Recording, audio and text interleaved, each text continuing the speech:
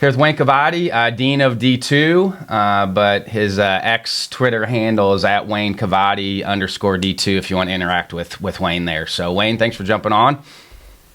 It's like I told you before we jumped on, I can't believe it's baseball season. I'm ready. Thanks for having me, as always. Yeah, and this is year 3 for you and I doing this. It's fun when I get to talk. This means the baseball season's here, and so it's always an exciting time for everybody. And you were really high on Angelo last year. I mean, you've been high on Angelo for a couple years, but you were really high on Angelo last year. Yeah, and breaking news, I'm high on them again this year. I think it's fun because one of the big storylines I think this year is what can Angelo State do? We're silly if we think this. It's not like Wingate a few years ago that kind of came out of nowhere and won the national championship and was this program that was like, whoa, like this is Angelo State. They've been to carry 3 straight times. Kevin Brooks is a brilliant coach and has gotten there 5 or 6 times in his career. This is a team that's just been knocking on the door, and now they're over the hump, and it's like, are we on the verge of a Tampa, right? Are we going to see 3 or 4 titles in a 5-6 year span now that they got there? So I think, I'm not trying to put too much pressure on you, Coach Brooks, if you're listening, but I think it's one of the good storylines to watch. He was phenomenal on the podcast this summer when I interviewed him, and he did a really good job and gave some really good insights on some of the things that he's changed, over the course of his career to give them an opportunity to win it. Because I think, as we all know, at every level, it's really hard to win a national championship. And I think that there was a lot of insight on that of him changing things to try to give them an opportunity to win more. Yeah, and you've seen it in their approach to pitching and defense over the years. That the way that they've always had big hitters. It's Texas. There's always going to be big hitters there, and now they got a speedy team. Now they got good pitching. Last year was a couple transfers that helped them in the pitching department. And it's like you said, it's you got to adapt if you want to win a national championship. Is there any way to keep them and Mesa away from each other? No. There's none. Not with the Division II setup, is there? There's no way to get around that. They're always going to have to beat each other up to try to get there, correct?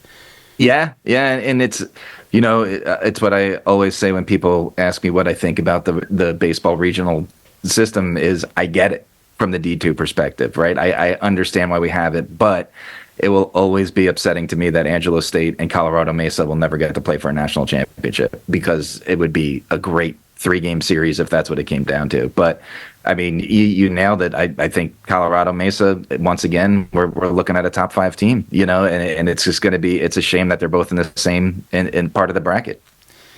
Are the early season region rankings important? When does it really start to matter for them for seeding purposes? I put out my preseason rankings, you know that, and so do other people, and I want people to read them. But really what you should, and same with the regional rankings, what I think you're looking at is, okay, here's what a lot of people think is the landscape. But as you know, and we've discussed it in the past, the rolling start in D2 baseball is different. So really, not only does it mean anything because we haven't seen teams play, we're not going to see some of these teams play until February 28th, that area.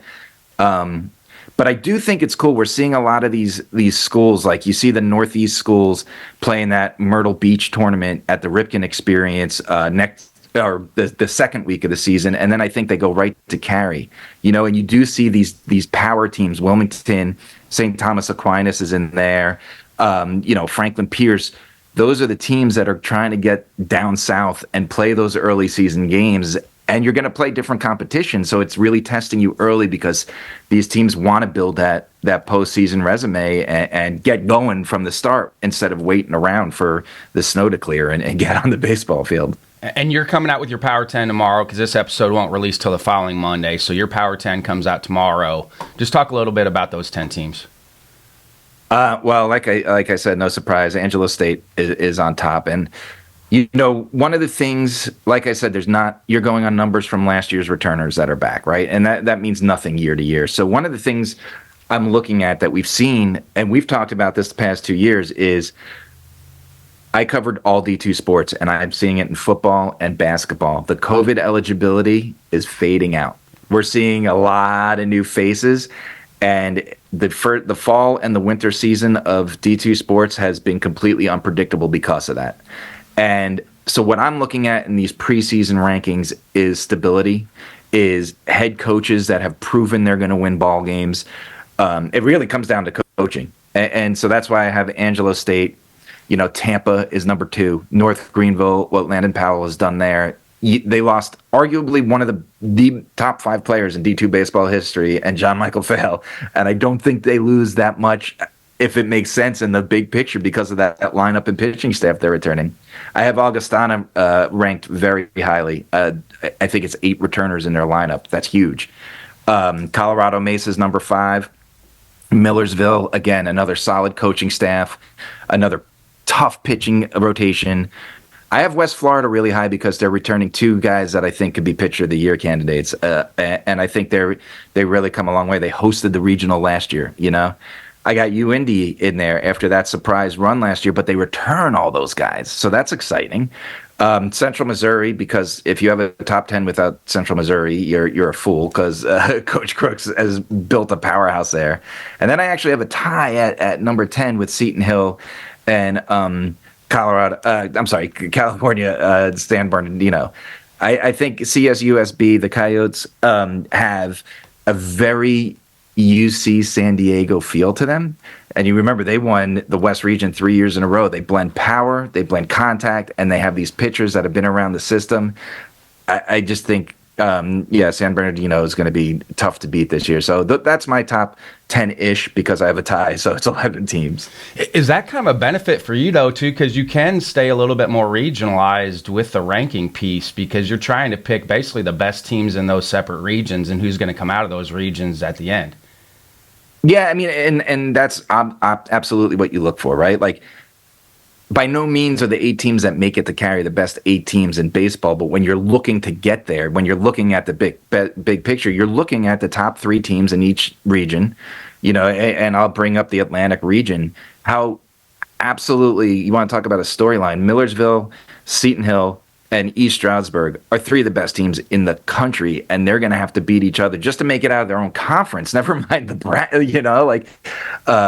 So I think when you're looking at that, you're looking at the minute details to try to figure out what separates Millersville from Seton Hill from East Stroudsburg and makes them, in my opinion, where they rank, in my opinion. And it really comes down to coaching and returners, and health. Health is a big one.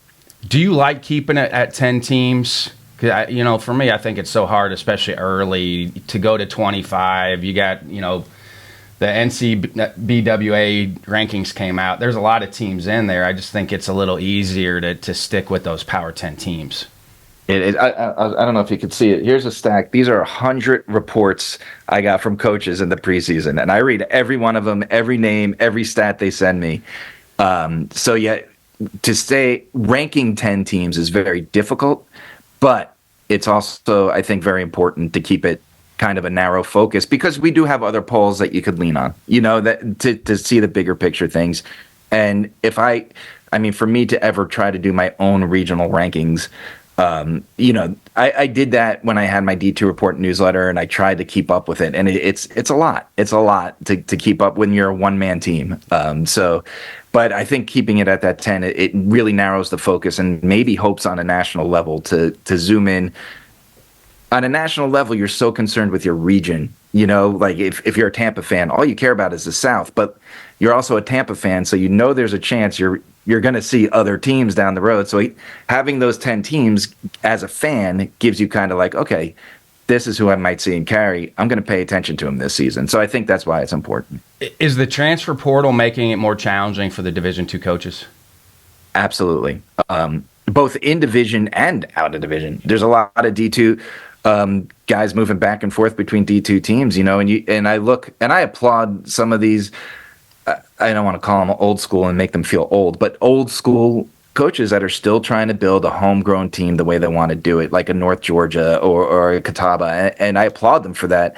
And you want to know what I even applaud them more for is that they stay competitive, right? They're going to stay atop their conferences, but there's no doubt the transfer portal makes it very hard, because you look at a team like North Georgia and they find that homegrown guy and he plays 2 years with them and he's really good, and then all of a sudden it's like, how do you keep him like you used to back in the day? I said at our convention, I said, you almost have to play it to your advantage as a coach. Is like, okay, there's no guarantees here, but come here, do a good job for 2 years, and then see what happens after that. You can almost switch that around to where you can start using that to your advantage. I know you're going to have younger players, but you might get some of the better younger players out of that. And you mentioned COVID. Are there maybe some names that we haven't heard here in Division II that you're hearing might surprise some people this season?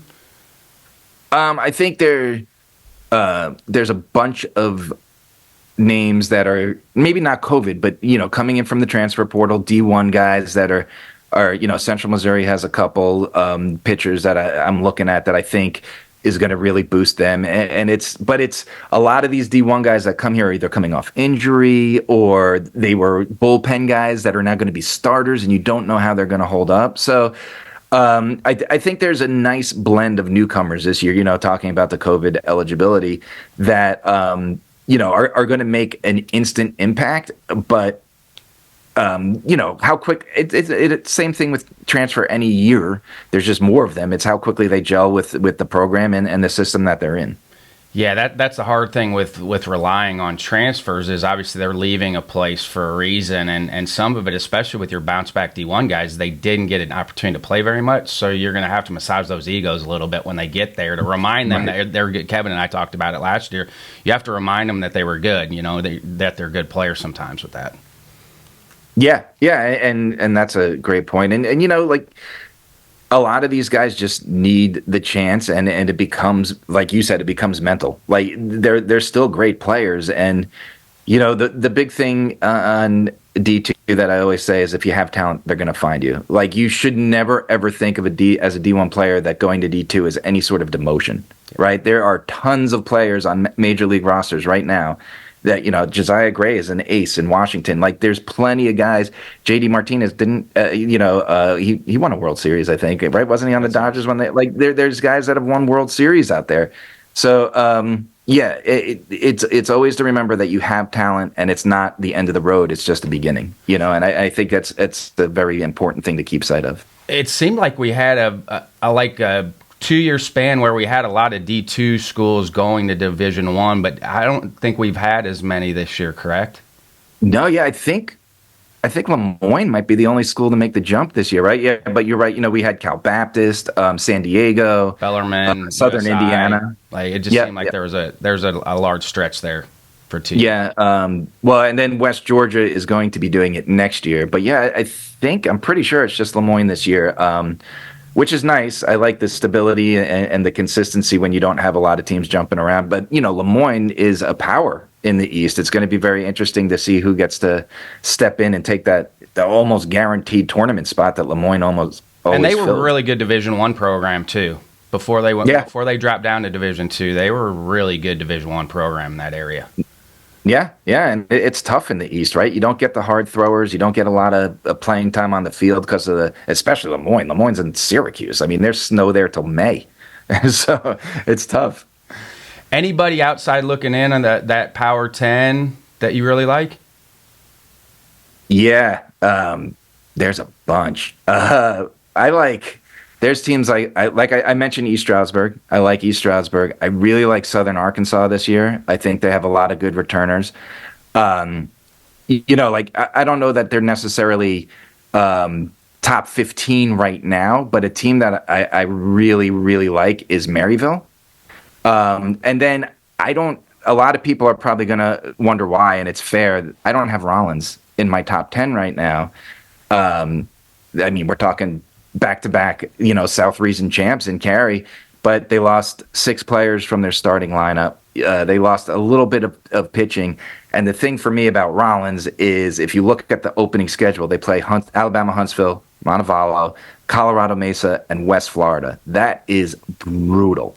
So if they come out of there 500, I'm back on the Rollins. Like, all they got to do is play 500 against that schedule, and I'm back on Rollins being a top 10 team. But with so much change, same with Southern New Hampshire. I have them outside the top 10. New coach, a lot of players moved on. But we're talking about a team that's won the East Region 3 years in a row, right? Like, I just need to see some more before I'm confident saying everything's going to be okay with so much change.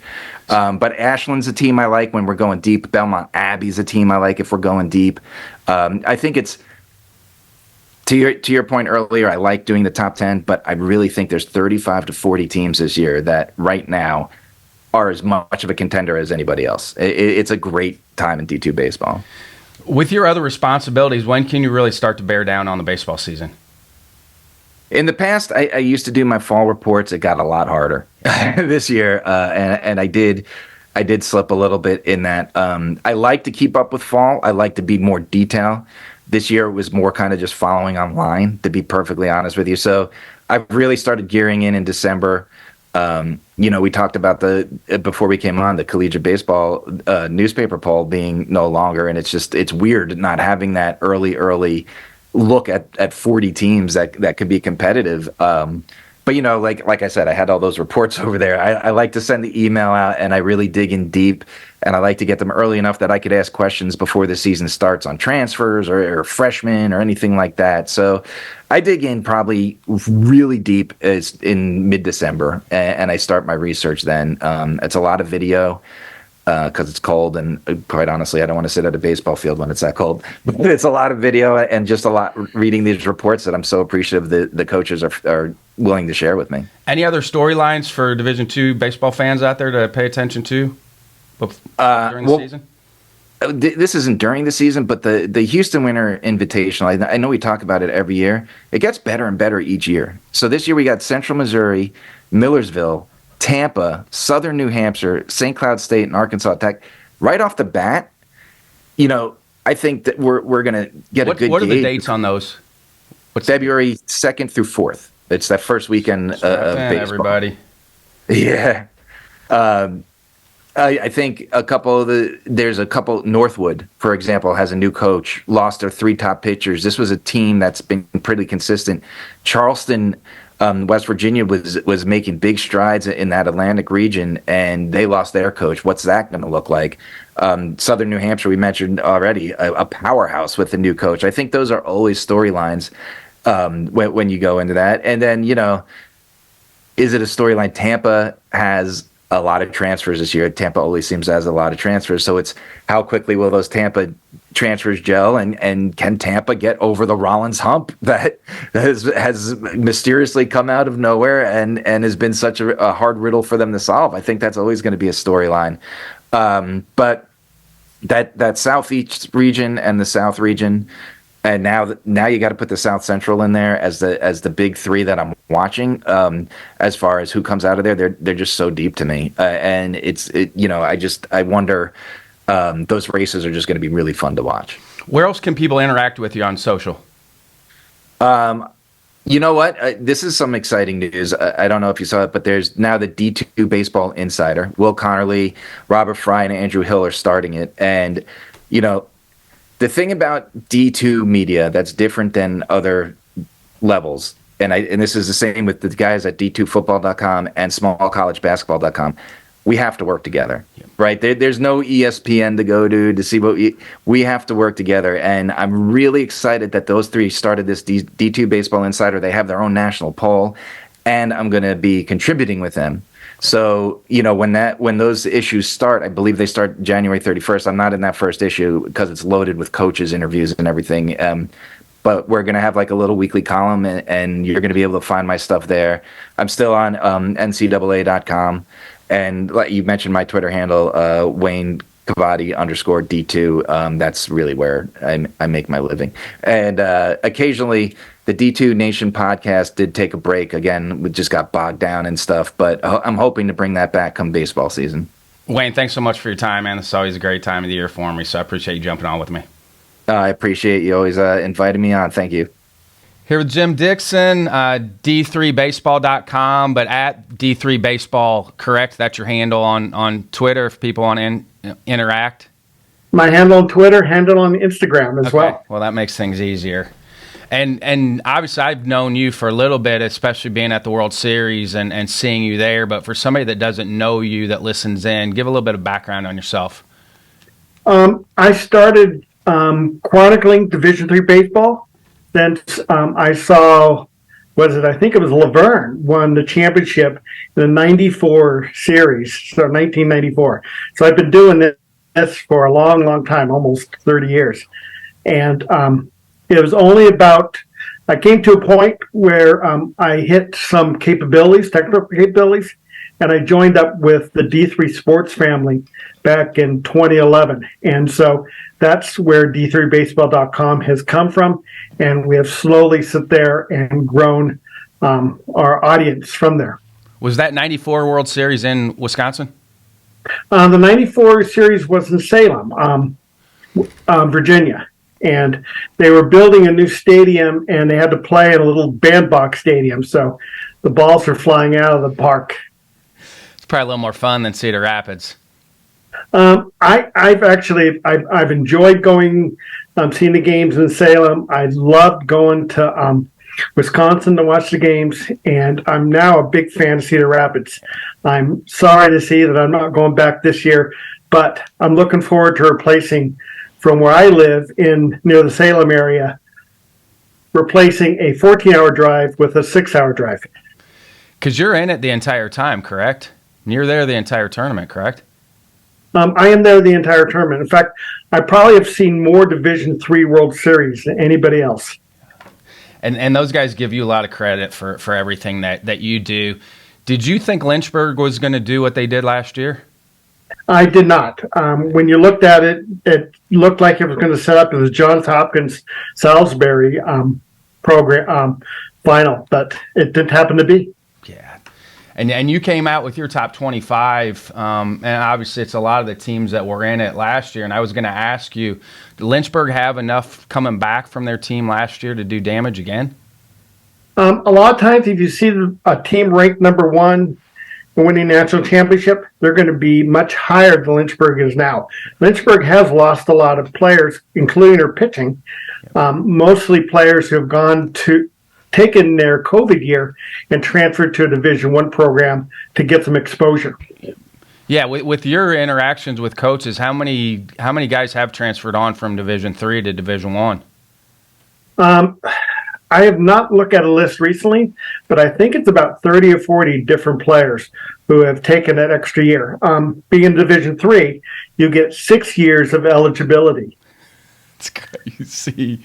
And you've got Salisbury up there too, and I know they've had a really successful run, but talking to those guys, I know they've got a lot to replace too. Saw Coach Brohan and Coach Sayers at our convention, but they felt like they had a good fall coming out of the fall. Quality coaches are going to bring quality teams. Salisbury has the second longest streak of making the NC regionals. So, Salisbury's I expect them to be in the regional as well. But you're right. They've lost a lot of that core of the teams that won the championship. But they still got some pitching left. They still got some hitting left. And so all you got to do is get in the regional, and everybody has a chance after that. And East Texas was a team that I knew nothing about last year coming in, but was really impressed with the team that East Texas had last year. East Texas, they really have they have not done a lot within the postseason. Last year was the first year they broke through, and now they have their top pitcher, their top hitter returning. And when you look at the teams out in the Western region or Region 10, they certainly are the cream of the crop there. Yeah, and their Friday guy, I don't know his name, but he was one of the best arms that I saw of every level because we cover most of the World Series. He was probably one of the best arms that I had seen out of all those World Series that I've been to. Yeah, I think it's Colin Sayers. And any good program, their top pitchers could pitch anywhere in Division III, II, or I. With it going to Ohio, obviously Ohio's never hosted the World Series, correct?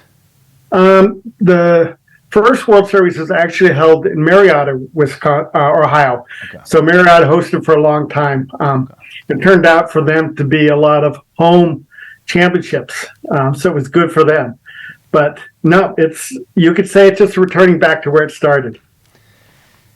And just looking through, it seems like a lot of these teams that are in the top 25 have competed for a national championship before, correct? That is right. But then again, it's you get the rankings based upon your program. And we give our voters a snapshot of what's coming. So they have a little bit to sit there and to see what happens. But the one thing that I've always liked is because since the conference auto bids came in, every year there's been somebody in the Division III World Series who is a rookie there for the first time. Love it. You probably have the hardest job of anybody, though, because you have the most amount of teams to sift through. That's, it's certainly the teams are certainly at the tip of my fingers. And I'm sitting here hoping that I don't mispronounce names or I don't get names wrong. I messed up Misericordia last year. Misericordia. I had no idea how to pronounce that name last year. Misericordia. Oh, yeah. Well, they do have their pronunciations. Oh, crazy. How important are the region rankings? And when does that really matter with region rankings? So what you want to do is the first thing you want to do is you want to schedule a tough conference schedule or a non-conference schedule. Because the higher your strength of schedule, the better off you're going to be to regional rankings. Now, when the regional rankings come out in late April, you want to be there because if you don't win your conference tournament, those are the teams that are going to be eligible or in line for an at-large bid. Any other intriguing storylines? I mean, it seems like we've had some coaches retire here in the past. Do we have any big names that might be this is their last season? I know that Hope is their long-term coach is leaving. He's probably the biggest name. But there's certainly a lot of coaches that have been there for a long time. Shout out Coach Meade.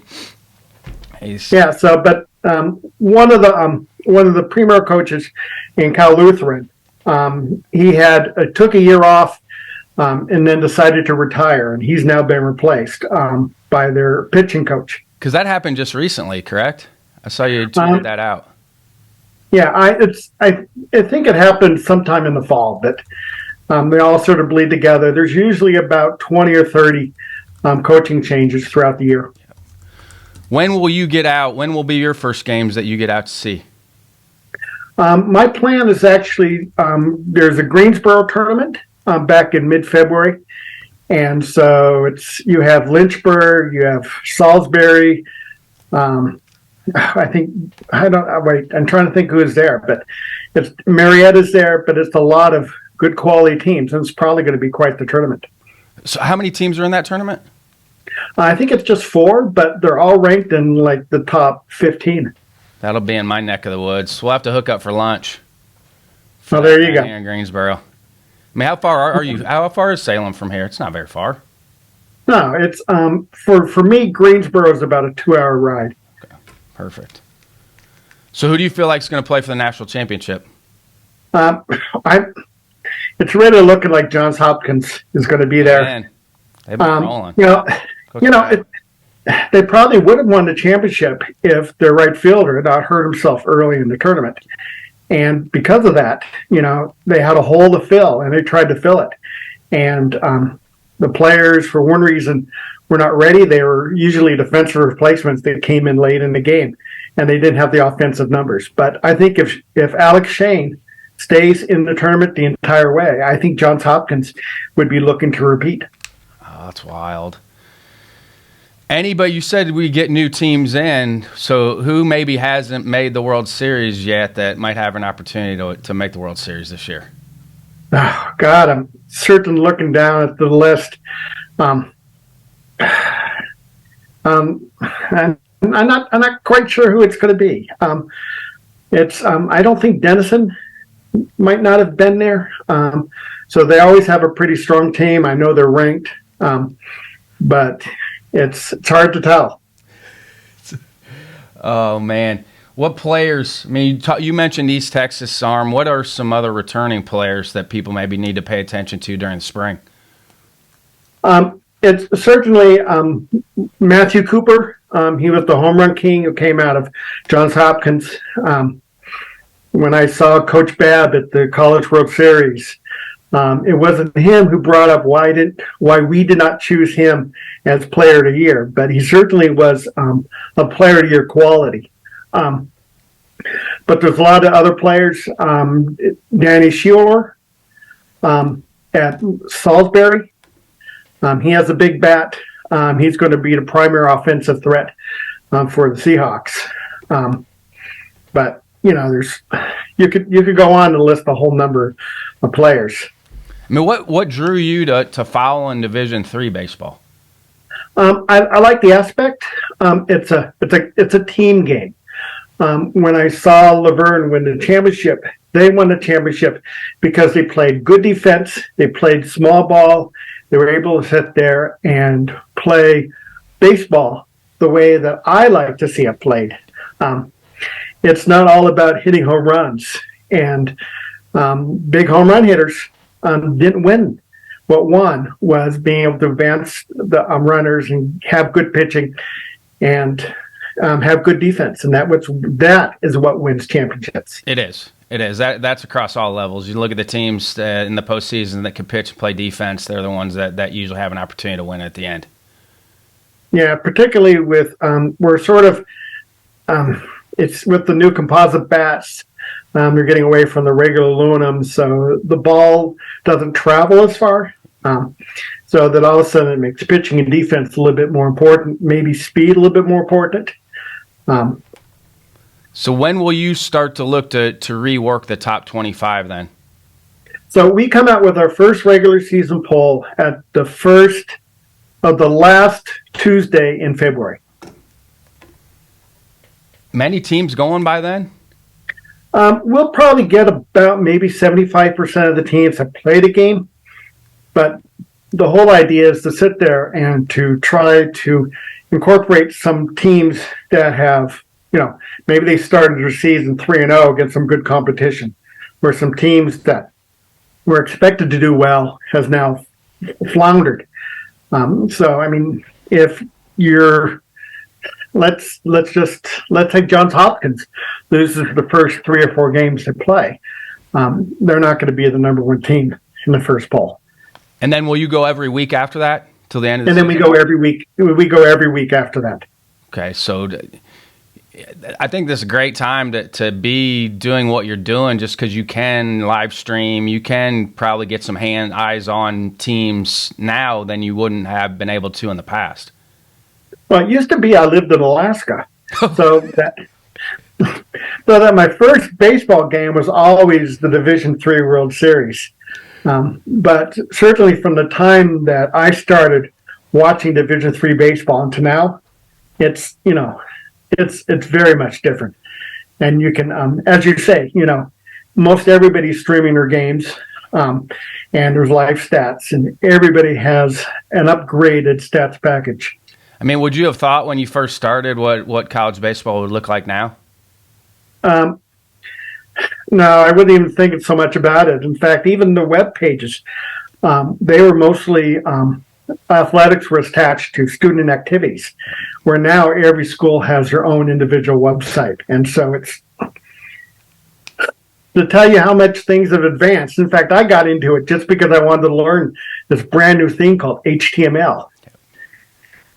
And so it has sort of got me into watching the games and building the website to where it is now.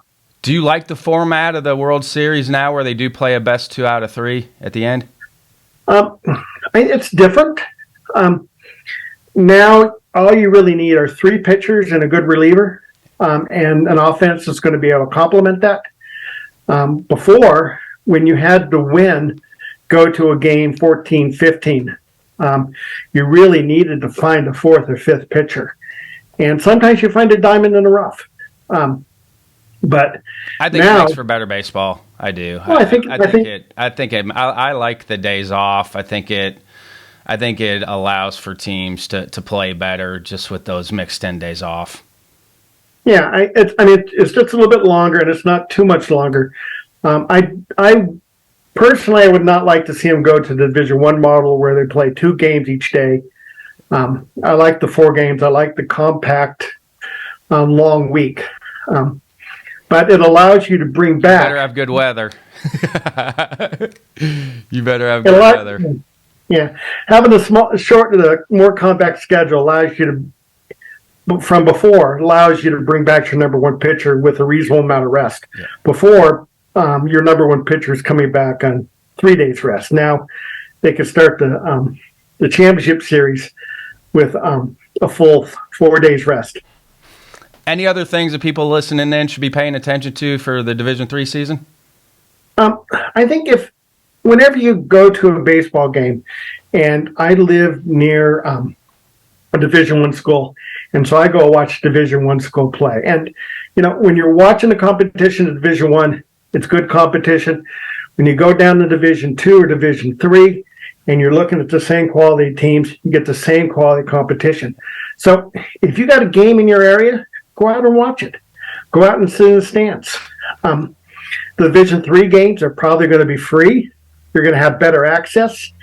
You're going to be able to see as good a game as you do if you go to any college baseball. I'm glad you brought it up because I bring it up all the time because I do see a lot of different levels of college baseball. And so I'm glad you brought that up because I do so go support your local college team. You'll be very surprised at how good the product is on the field. And a lot of times, the players there are just as good. There was a pitcher out of, I'm thinking it's Waynesburg, who got no looks from the scouts.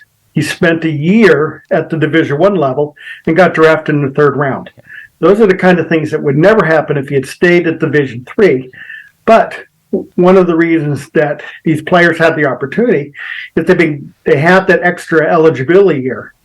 And so they get more at bats and innings too than they probably would have in the beginning. Like that's the thing. Like you have to give our Division III coaches a lot of credit because they are developing Division I caliber athletes.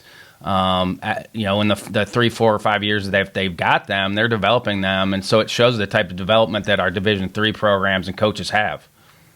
I think after the COVID years go away, I think you're going to find that Division III players are not going to Division I as often. But a lot of times, if you don't have a graduate program at your school, you go to Franklin Marshall, and you spent your 5 years there, you finally graduated, you still have a year of eligibility, you still want to play baseball, there's the Division I team that's going to take a chance on you. For sure, because the experience is there. What are some final thoughts before I let you go?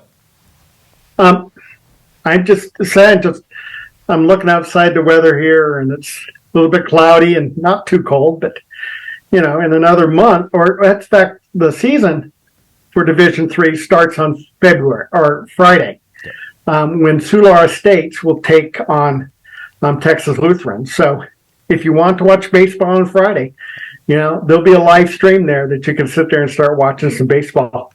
Love it. Thank you, sir. Thanks for your time. We'll have to hook up again here before the World Series. My pleasure. Thank you very much. Here again with Robby Gutierrez at NAIA Ball. It's crazy to think. I think this is year 5 of us doing this. So, Robby, thanks for jumping on with me. Ryan, man, thank you for having me as always. Always just an absolute pleasure to be on this podcast with you.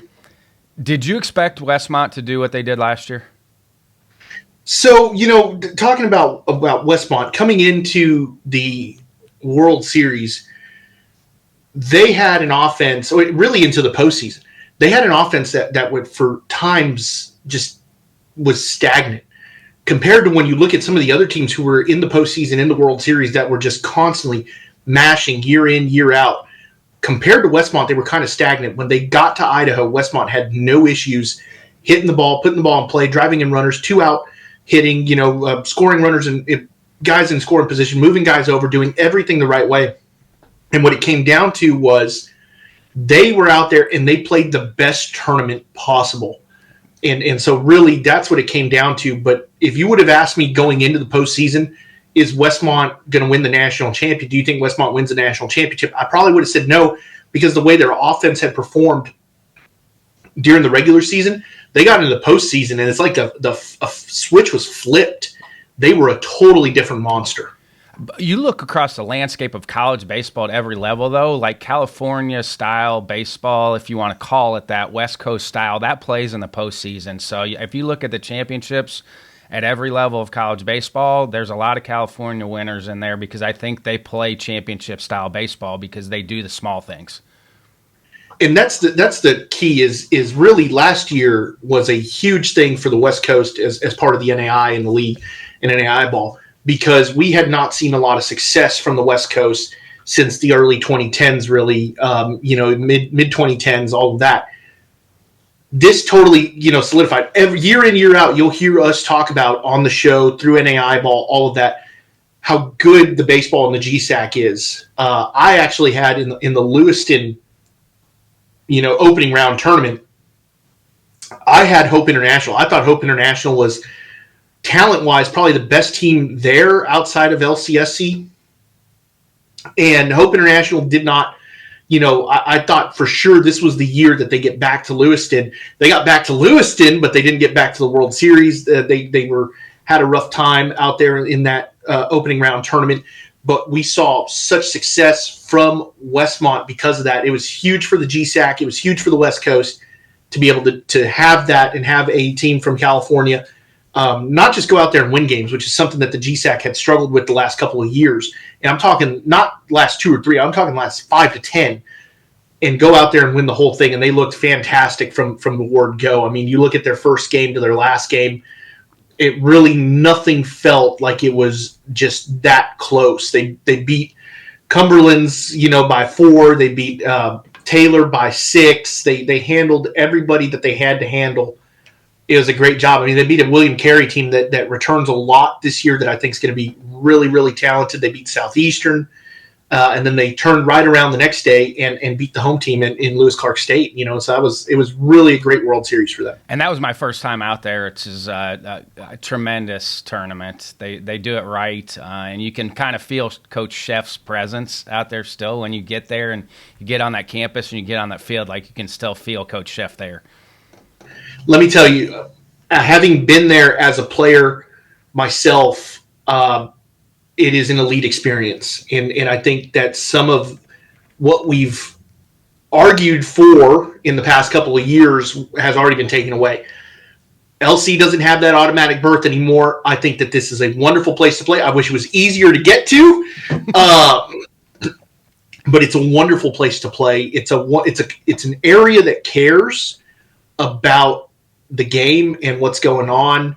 I really, really enjoyed my time in Lewiston.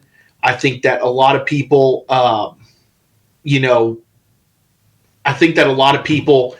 wish it was just easier to get to. It is hard to get to. There's no doubt about it. I haven't had too many 2 connecting flights ever, and I've flown a lot. Right.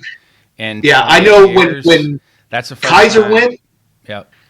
Yeah, when Kaiser went, they flew from West Palm to Seattle and then had to drive from Seattle to Lewiston, which has to be at least 4+ hours. You fly into Spokane, it's 2, but the area is beautiful. The ballpark is beautiful.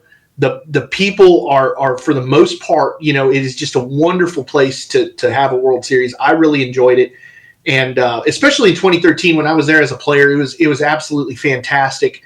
And I think that, the league is doing a much better job of how they go about the postseason and all of that. So I'm pretty thrilled with it. Very well done. Shout out to the NAIA because it was very well ran. They did a tremendous job. Everything was first class. Shout out to the selection committee, who I thought did a great job. Not just because I went perfect on my at-large picks, but there's still be some things here and there that we're going to advocate for, and that's just who we are. We advocate on behalf of the players, on the coaches, and that's because that's who we're in touch with constantly. But at the same time, I have to give credit where credit is due to the selection committee, that the job that they did in making sure the tournament was the best possible last year. And season's already started. I mean, I love it. We're already going. So I think January 26th we got going, correct? Did we learn anything the first weekend? Southeastern University still good at baseball. Adrian Dinkle's club, if that shocks anybody.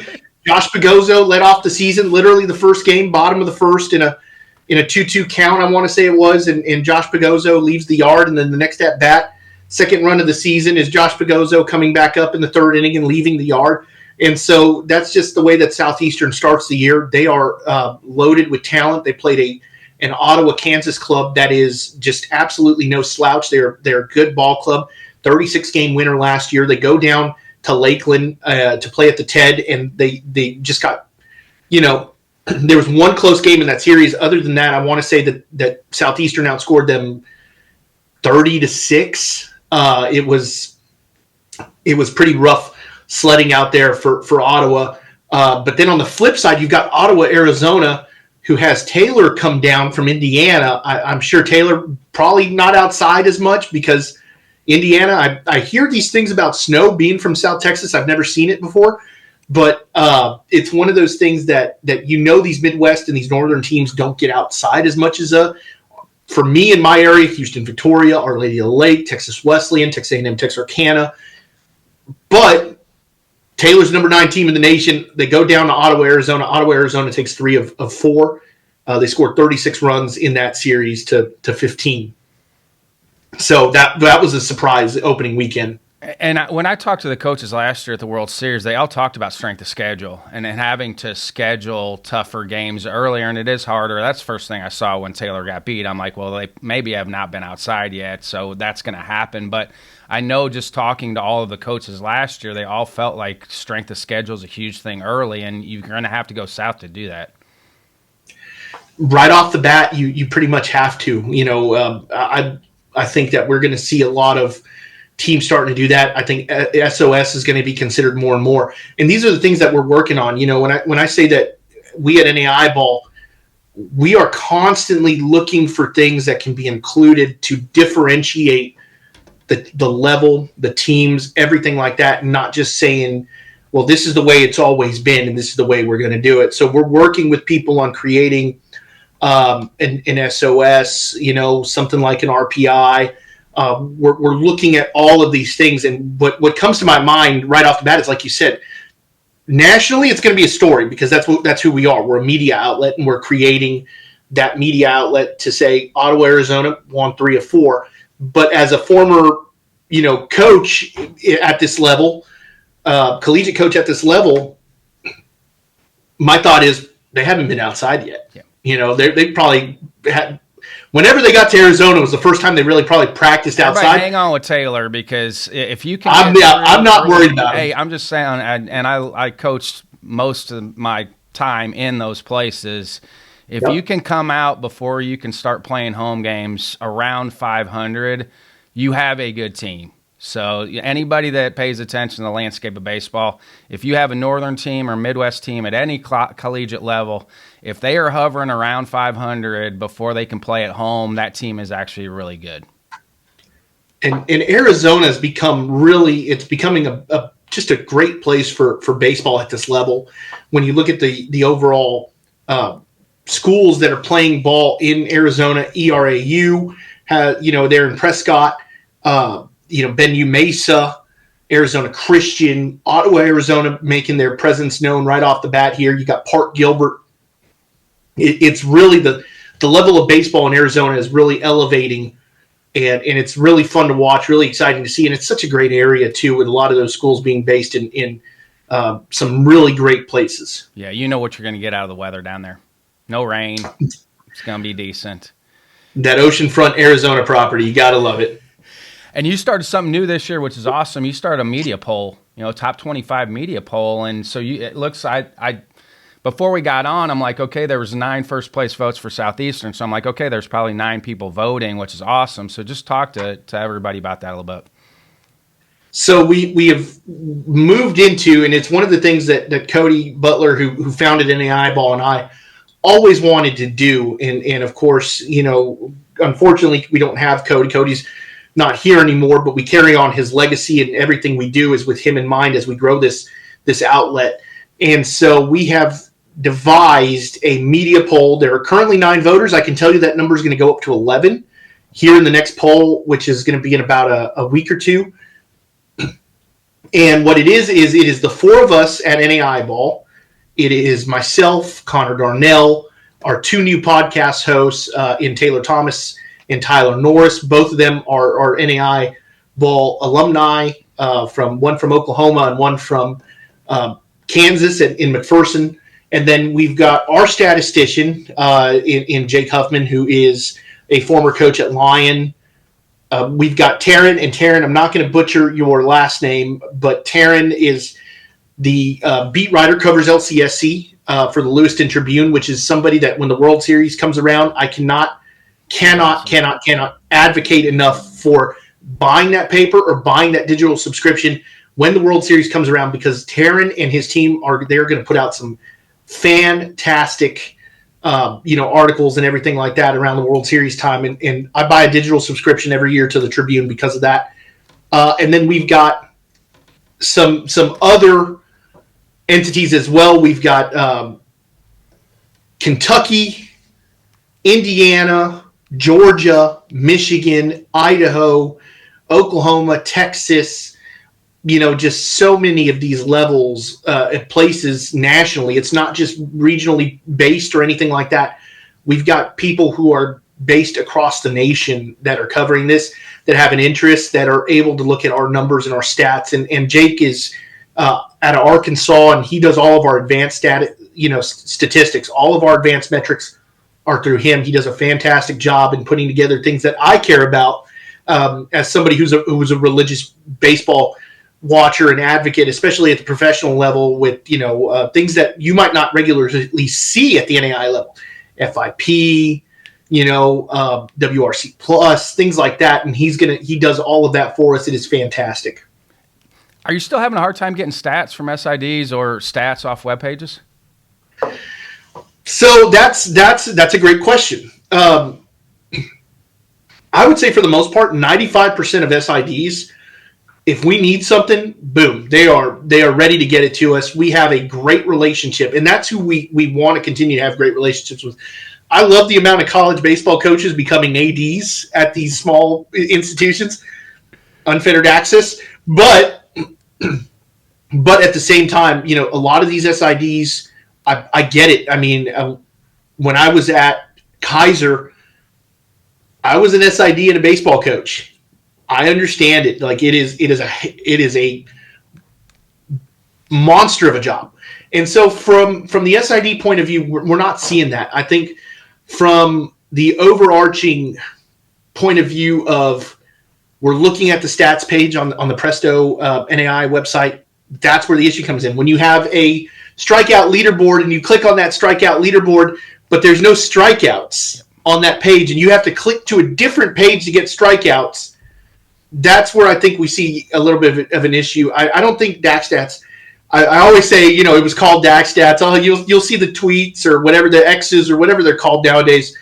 But the issue is that you have the ability to have all the stats on one page in one place, and that's the one little kind of thing that irks me, because I like the scoreboard, I like the game interface, I like all of that. It's just the end product of where the statistics are. And sometimes the websites have it, the individual athletic websites have it better, but having to go to that individual athletic website, way better if we can house it in one area where you can just one area. And that's really my only concern to start the year. And I know there have been a lot of coaches that have reached out about that, because they're looking for you can't find walks anywhere for the individual player. That's not a thing. So I'm trying we're trying to name a pitcher of the week. I'm like, hold on, we got to see if this guy's walk. He struck out 10, but did he walk 11? I can't find walks unless I click on that individual player, go all the way down to his, individual game, or go to his total number and try to see how many guys has he walked because he's only made one start. It's not ideal. I'm hoping that it does get fixed, or somebody from the league will see this and say it is an issue. Just looking through the preseason media poll, I mean, any teams in that top 25 that maybe haven't been in there here in the last couple of years? So, that one of the things that I have to pull that up.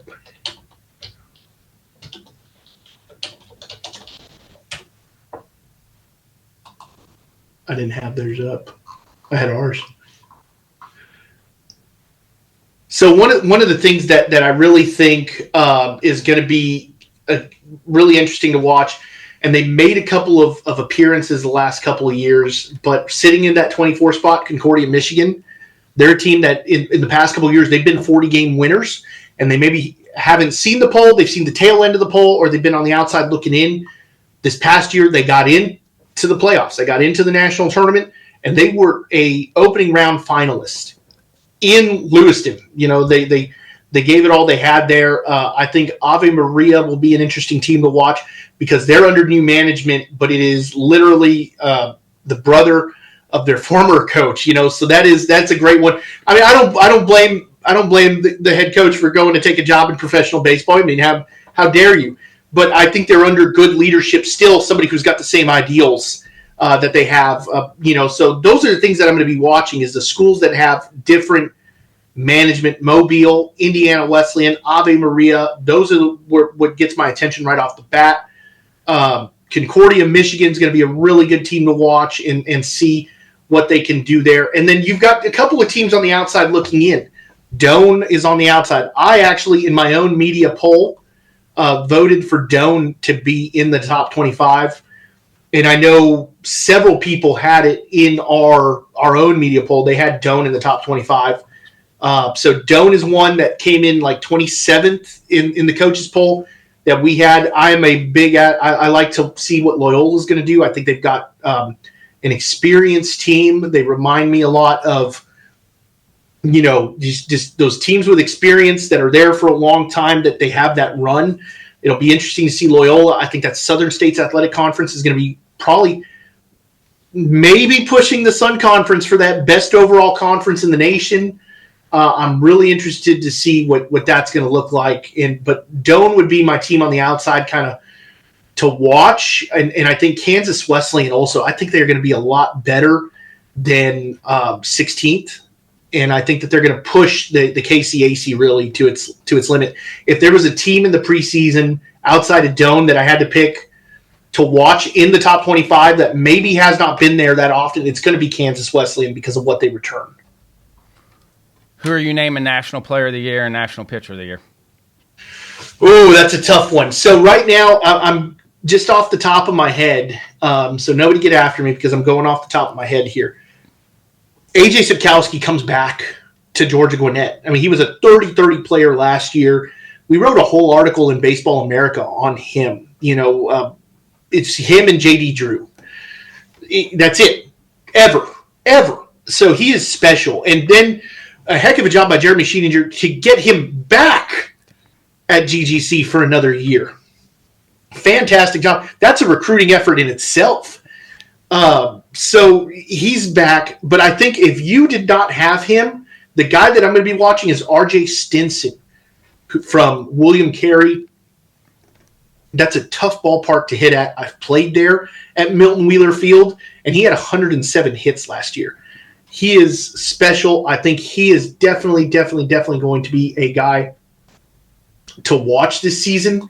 And then, pitching-wise, I'm wide open to really what we might see. But I think Darian Smith from Southeastern has really had a great start to the season. He was a guy that really, if you look at our preseason All-NAIA Ball team, he was a guy that was automatic first-teamer for us.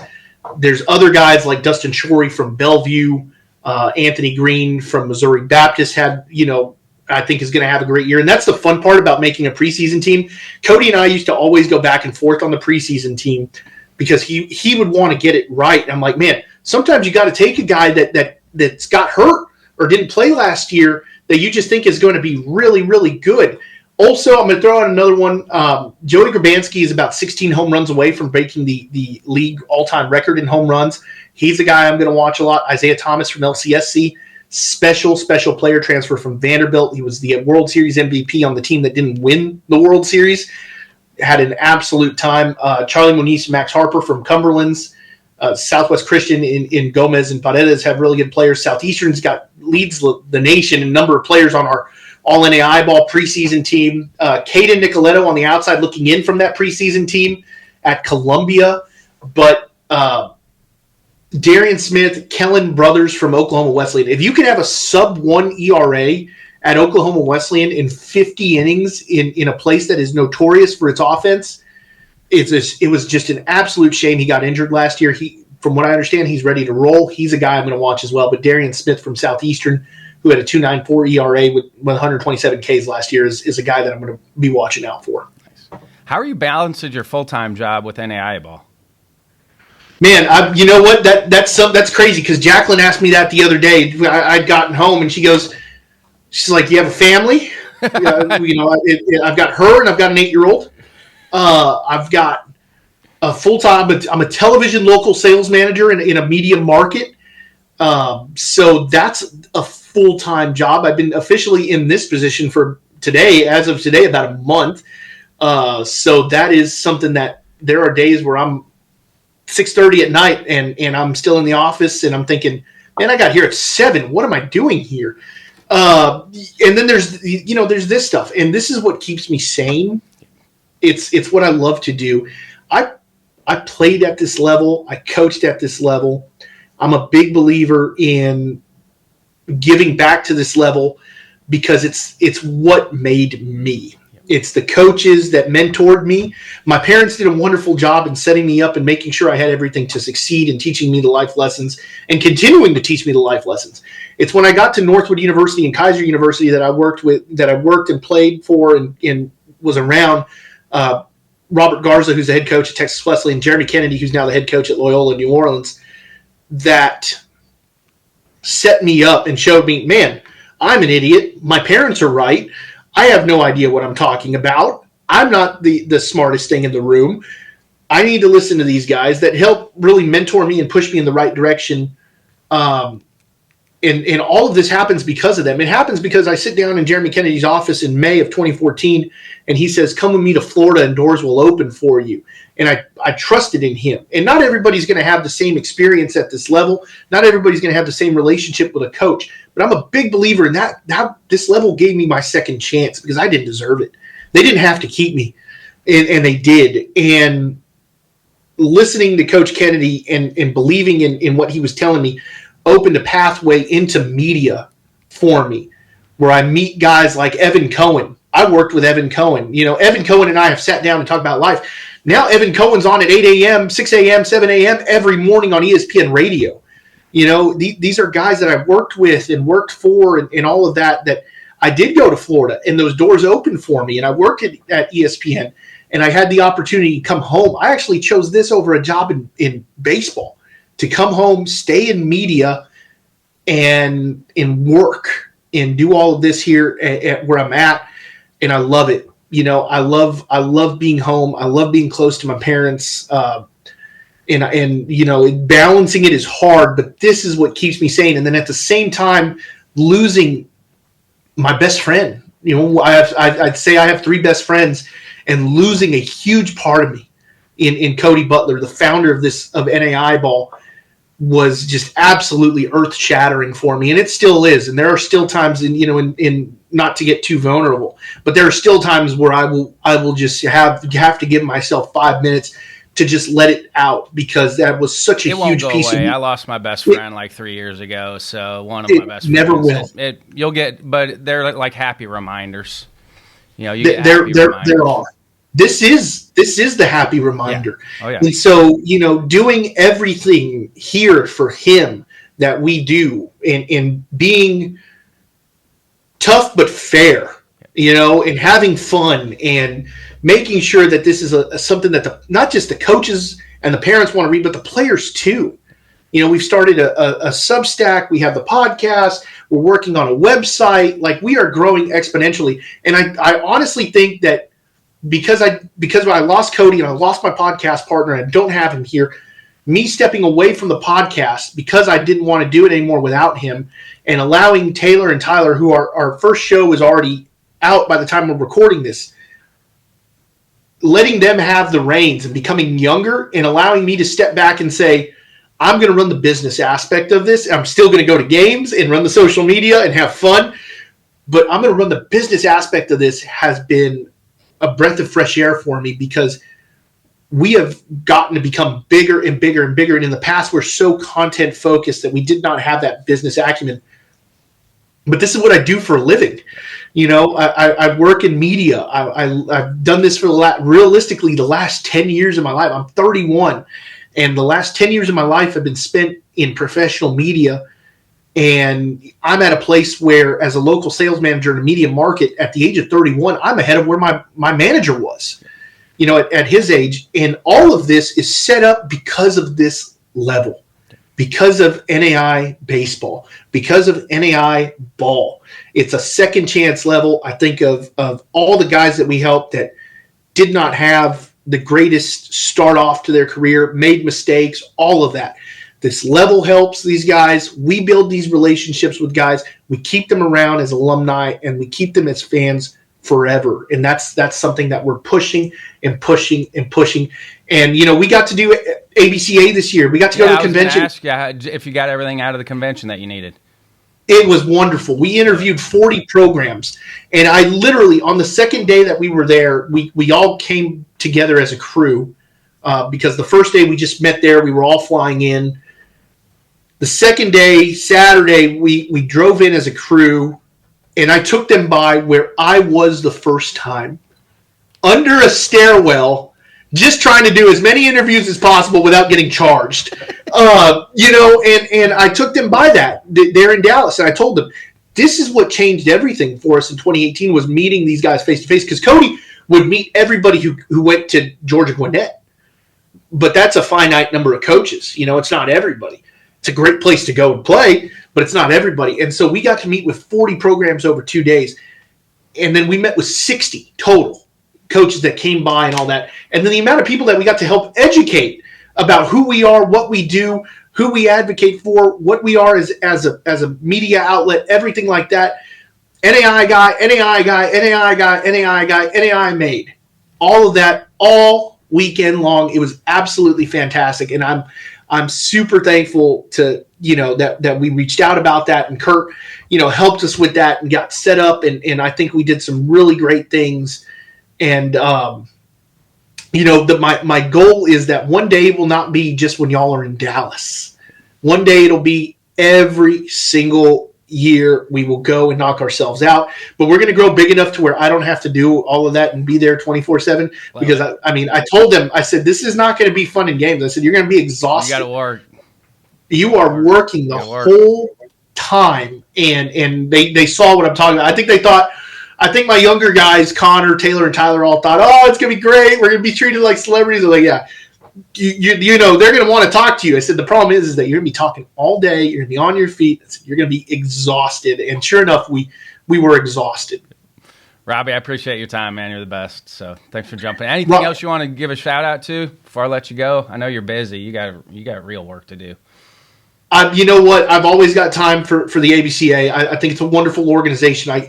I really, really, really believe that it's great for baseball. It's great for baseball coaches. I think it's great for the youth and collegiate level as advocates, you know, and we're right there aligned on so many subjects and so much matter in what goes on at the collegiate level. And that's where we're at. And so I'm extremely thankful to y'all for doing that. I'm extremely thankful to y'all for allowing us to have this platform with you and all of that. You know, anybody who's interested in learning more about us, please feel free to reach out to me at RobG1063 on X, formerly known as Twitter.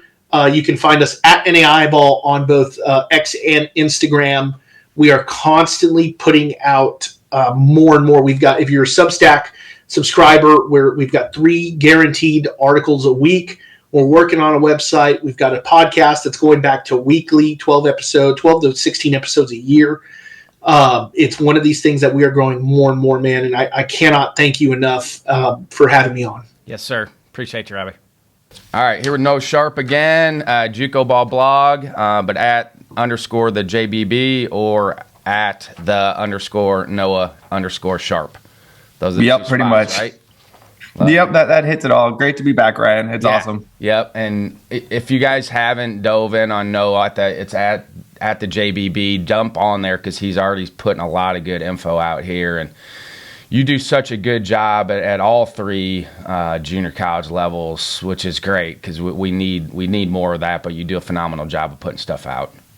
Yeah, I try. I mean, the first year when I started it, I don't know, gosh, now I'm looking back at it's 2018. So I guess I've been doing this a little bit, and I only did the Division I, and then I was like, you know what? I'm not paying attention to the Division II, Division III. Granted, I don't do as much California and the NWAC stuff just because there's only so much time in the day, but I try to do those the best I can when I can. If a guy has a good week or something, I'm not opposed to throwing him up there. I've done it before. I'll do it again. It's just, okay, where should I, delegate the most time I can? And so, yeah, but the Division II and Division III, I think those have become, I guess, especially the Division III, I pay a little bit more attention to that because I think it's a little bit funner just because, I mean, like Division III baseball at the NCAA level, it has all the same talent, just kind of gets crapped on a little bit more because, oh, you're a junior college, but then, oh, you're also a Division III junior college. Like, hold on, like let's explain how the talent works there. Yeah.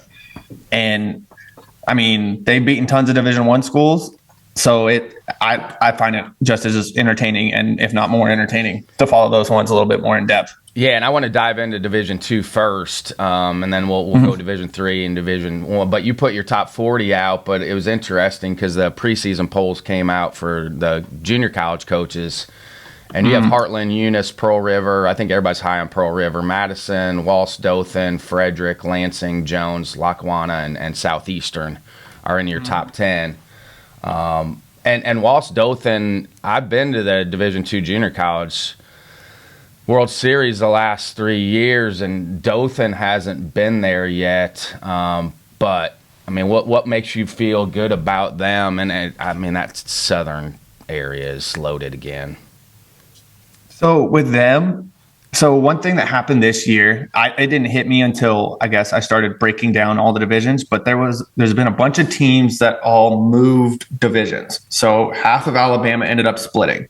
So you have Dothan, Selma, Bishop State, I think Enterprise, and a couple other ones. They all dropped. Central Alabama, they all dropped down to Division II. Okay. And Dothan last year was right on the cusp of being, I think they finished second or third to go to Grand Junction. I mean, they had, I think it's Cade Snell, who arguably one of the best two-way player stat lines I've ever seen. Just, I mean, you're 13-0, but you also hit 400 with 20 home runs. Like, I've never seen that. So he's really their only big key guy that they lost. I mean, they lost, some other guys, but you're returning basically a whole Division I team from last year, and you're dropping down divisions. And then they're playing, I can't remember I think they match up with the Georgia teams or it's the Florida teams. So the Florida teams, instead of going to North Carolina now, Florida and Alabama play each other, which kind of makes the regionals a little bit nicer. But just they're dropping down. They didn't lose a whole lot. That's kind of where they went. It was kind of like with Gaston. I always pronounce it wrong. Yeah. But when they jumped up, everyone's like, well, they're going up. I was like, they should have been in the World Series as the first year program that year. So I'm okay, justifying they're jumping up. They still have all that same talent. I mean, there's a bunch of other teams that dropped down, but they're kind of where the one, like St. John's Rivers last year. They dropped down from Division I and kind of ran the table. Yep. So it's kind of that equivalent there.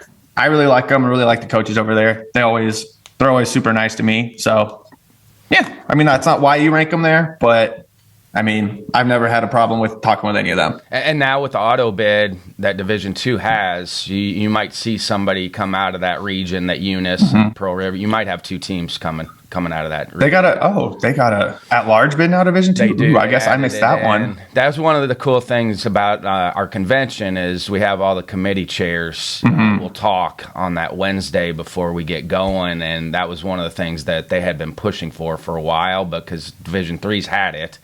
It just makes more sense for them just because they are going to have to come out of their regions. It just makes more sense for the auto bid to get the best teams there. And another thing with Division II that I think is going to kind of shake up a whole lot of the things, which again, like I didn't notice it until I started to break down who's getting the bids for which district, is the West. So historically, the West is just Arizona. Well, now the West is Arizona and the Oklahoma schools. So they will play each other for, I guess, one spot, potentially two spots.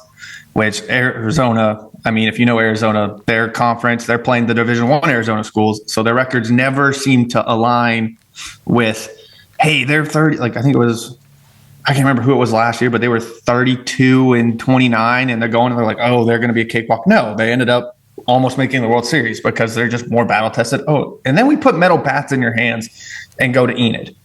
The ball flies there. So, like, I think that's going to change a bunch because historically, I mean, Oklahoma's always had a team that's gone. Enid's won it 2-3 years ago. Western Oklahoma's been a bunch. So it's going to just be another step for them to try and get, you know, a spot to go. Is there somebody that looks good in Arizona? I mean, I know they all look good. It's hard to tell. But, I mean, because they've had, I think Phoenix has been there a couple times. Mm-hmm. Phoenix has been Glenn. I can't remember if it was one school that, you know, has probably a chance to come out of there too. Them, gosh, I can't remember off the top of my head. It's not Paradise Valley, but it might be. And people are talking about I think it might be Glendale, who I'm thinking of. Yep. Their coach has been there for a long time. They're returning basically their whole staff. They're returning their whole. I wrote about it on the thing that were my team to watch out there, but I think it's going to be there. That district specifically, I think, is going to be really interesting just because you don't usually have Oklahoma, and I don't know where they're going to play, if it's whoever's the higher seed goes, but I think they're going to be one of the fun ones to kind of watch, see who comes out of there. Heartland have a chance to repeat. They lost a ton off their team from last year. So when I talked to them, they lost a bunch, but from what I talked to them and what I've kind of seen, a lot of the guys they had come back played a bunch of innings last year, played a bunch of at-bats last year. So they lost a bunch of big names, but they returned a bunch of smaller names, and they, you know, supplemented it by bringing in freshmen, bringing in transfers who, I mean, if you know their coach, you know he doesn't usually kind of brag on his team, but he's like, arguably they're kind of a better team. Shout out Raz and Adam. They're kind of a better team, you know, but like no one's going to call it just because we don't have the big names like last year. Yeah. We got some names, but it's not like, oh, our whole roster 1 to 9 is just like, well, he's going, you know. So I think I try to not go the defending champ as number 1 on the preseason just because of like, you know, especially at the junior college level, you lose so much. You win a national title. Usually you've got 15 sophomores, but you know what? Like looking at it is like, okay, well, I could justify these other 3. But they're returning a bunch. The guys they have coming back have that experience, which at the junior college levels is huge, period. So them being 1 was kind of a, you know what, I'm going to do it. I don't usually like to do it, but I'm going to do it because, you know, I can justify it. Yep. And yeah. Because that's a good list, and that's a good group of coaches too, because I've had a chance to meet a lot of those coaches the last 3 years over there, or I knew them before. Always seems like Madison is always there at the end too. Mm-hmm. Everybody sleeps on Madison a little bit and Coach Davenport, but then they're always there at the end. I mean, it's the cold weather bat stigma. Yes, it is. So I mean, you play in the cold, you're not going to have the offensive numbers, and then wait, let's go to warm in Oklahoma with wind. Oh, okay, that changes a few things. And Southeastern played well last year too. Mm-hmm.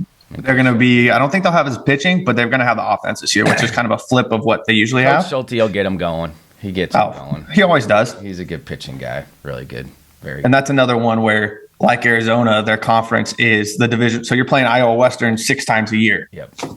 So your record is not going to be indicative of how good your team is, which not everyone knows that. Yep. But when you know, I don't know, that's me digging way too much into it sometimes. And then Division III, I think the Texas schools are going right now, right? Correct? They're going already? They started this week. I know Richland played, I think it was TCS Postgrad yesterday, and they won. I don't remember how I think we unrolled them in one game and won by 9 or 8 the next.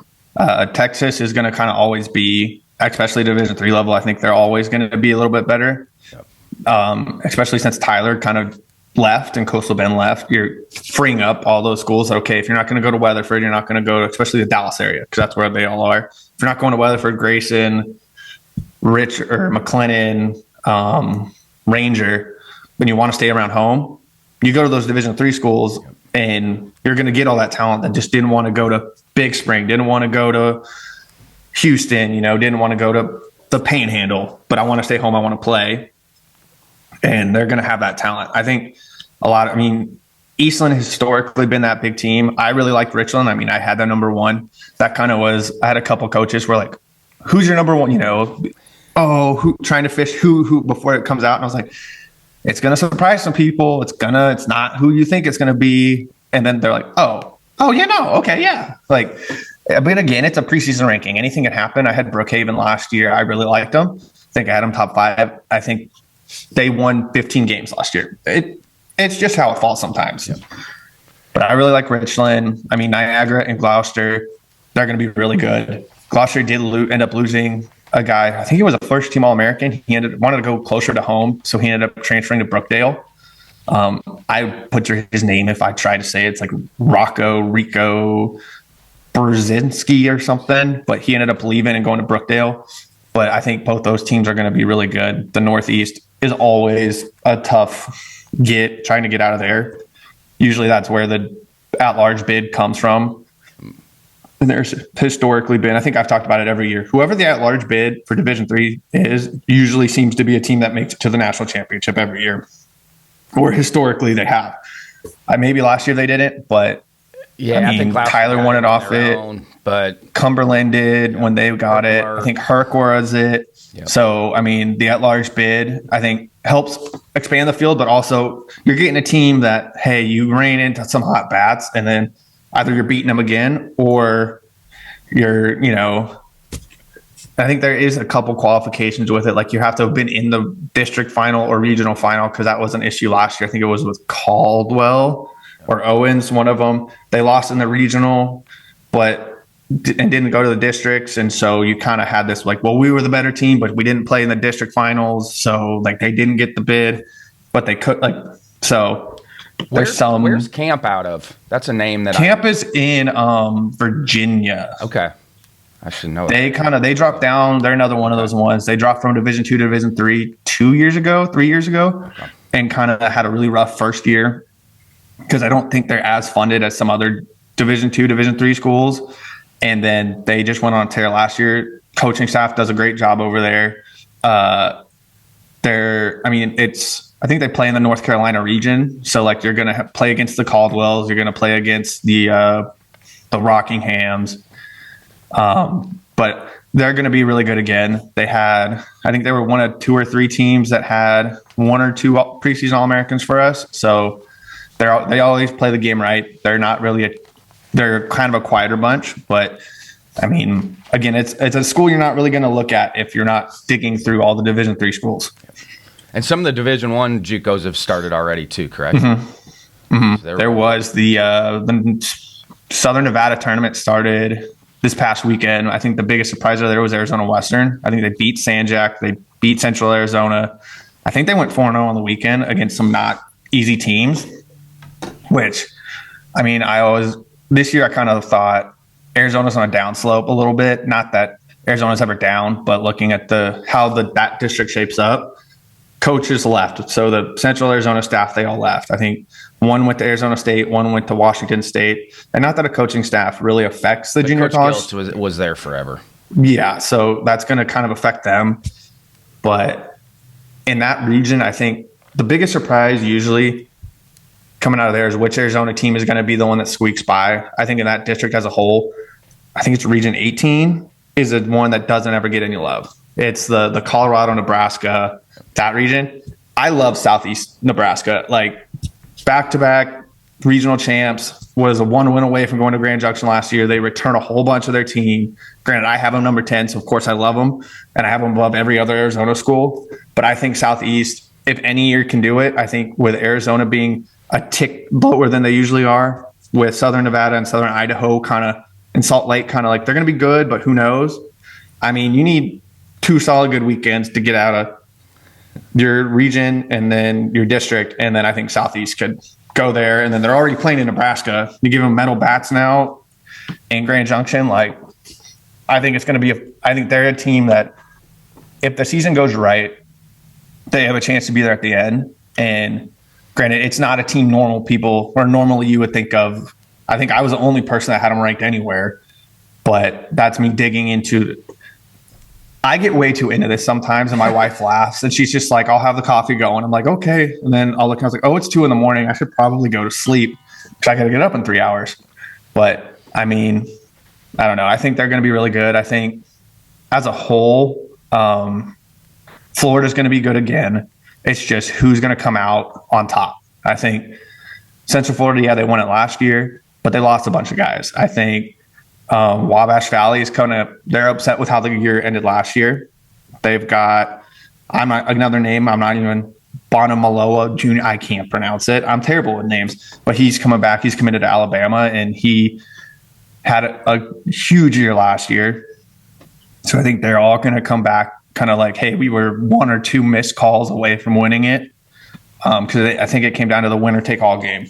And then there was 1 or 2 calls that went the wrong way or ball bounced the wrong way. I really like Blinn. I mean, I had him number 1. They returned a whole bunch of guys. Tanner Reeves, arguably one of the best, if not the best, bats or infield guys in the country at the junior college level. Whether you're looking college stats or draft guy, it's kind of going to, I stay away from the draft because I don't get out as much. But from everybody I've talked to, he's going to kind of the guy. They got 2 huge impact arms, I think, from A&M at the break. So I think, especially in that region as a whole, they've kind of jumped and become the top dog. Sanjak is Sanjak. They're always going to be Sanjak. They're always going to have the guys with Arrington stepping down and I think it was just they moved coaches up. They didn't hire from out, so that doesn't affect it as much. But I think it's Blinn's to lose there. I really like them. But I think as a whole, I think the junior college level, we're finally past the COVID stuff. Division I still dealing with it a little bit, but you're not having 4th-year junior college guys. You're not having 5th-year junior college guys. You're not having a 24-year-old. Like, the guys that are going to junior college are going there to possibly get drafted like they used to. Granted, now with the transfer portal, that still is kind of affecting it. But I think finally, especially this level, we've plateaued or gone back to where it was when I started. Where it should be. Maybe.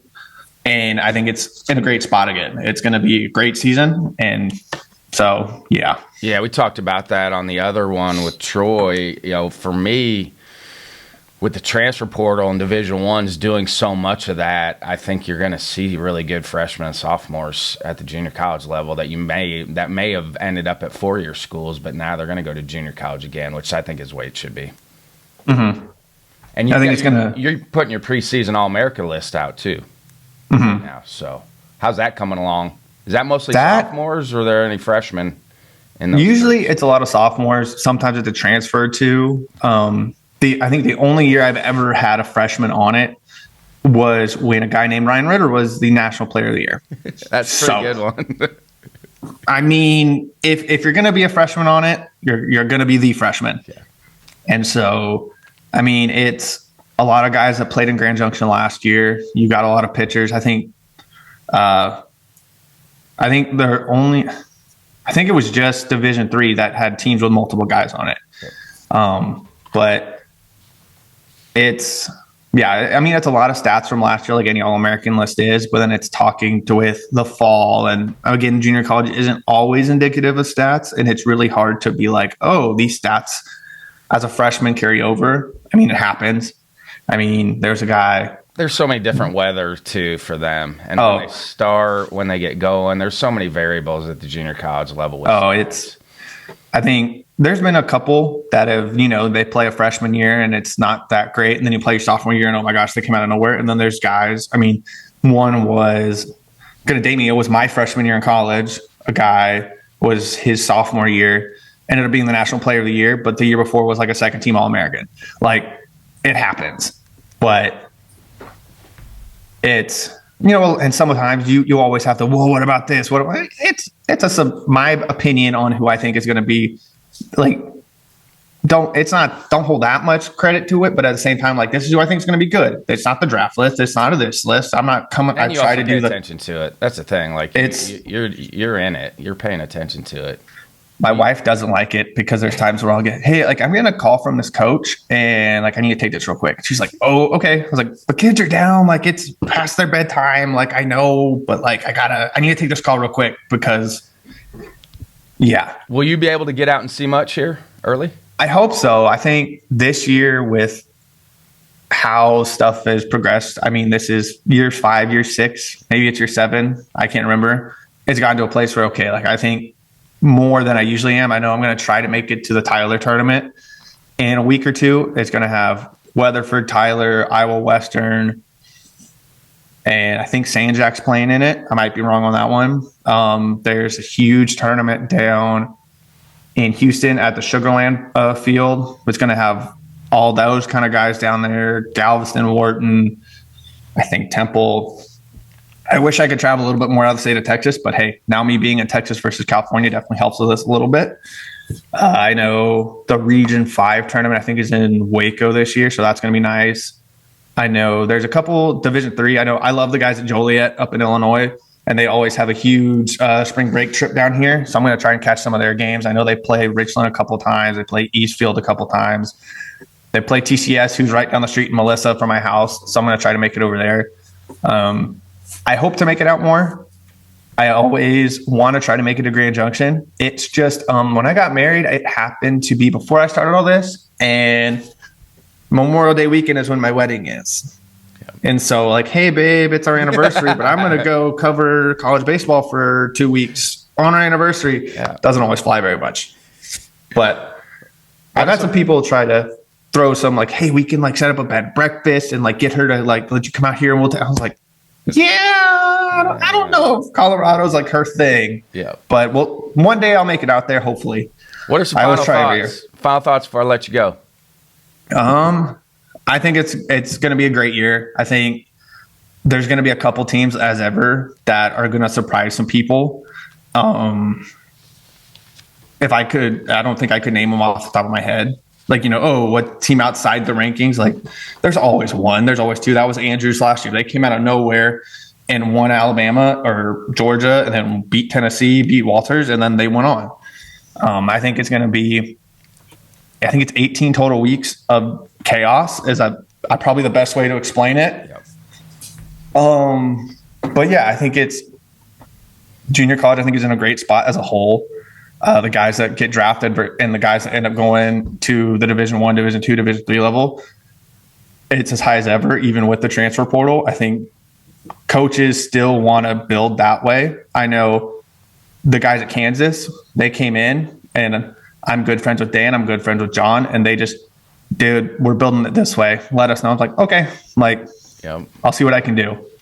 And I think, well, that's kind of the outlier piece, with recruiting especially. There's going to be those hidden gems out there, and I think that's your best avenue right now to find those outliers. They're going to help you build because not everybody's doing that now, and I think they're ahead of the curve on that. Shout out to Rock Chalk, Jayhawk crew. Oh, they're those guys. The 9-year-old made a joke. Because we were talking, I don't remember how we got talking about it, but we were talking about teams from other states we can root for because we're Cowboys fans. We're like, we can root for other teams. It's okay. And, oh, wait, we don't like Philadelphia. I'm like, well, I'm a Flyers fan. So, we're going to root for the Flyers when it comes to hockey. And he's like, oh, when it comes to Kansas, we just root for Kansas State. And I was like, actually, no, like Dad's really good friends with their coach. And he's like, you're not that cool. You're not that cool.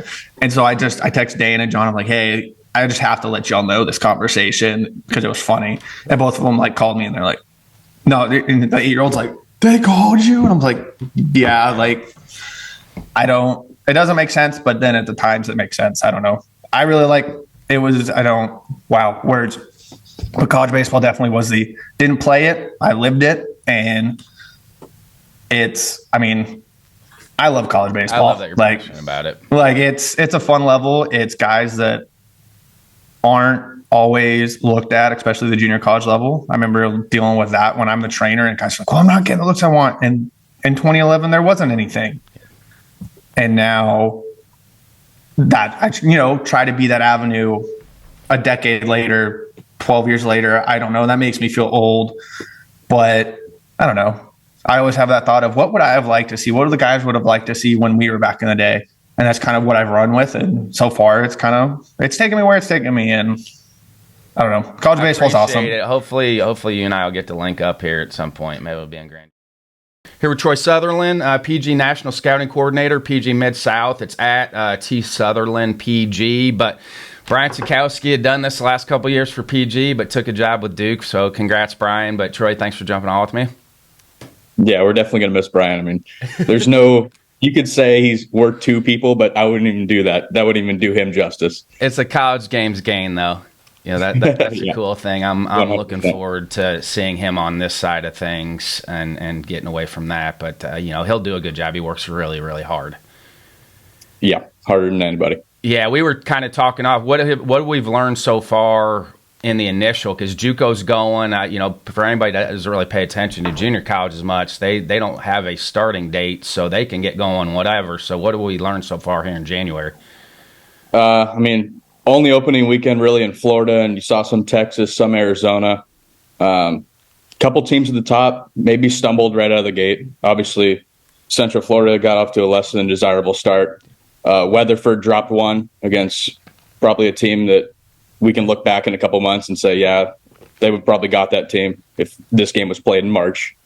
But I think that's just part of it, you know, getting all these guys up to the college speed. Like we kind of talked about before, you're starting to see junior college baseball go back to being like kids that are fresh out of high school instead of it being just loaded up with transfer portal guys that have played 1-2 years already.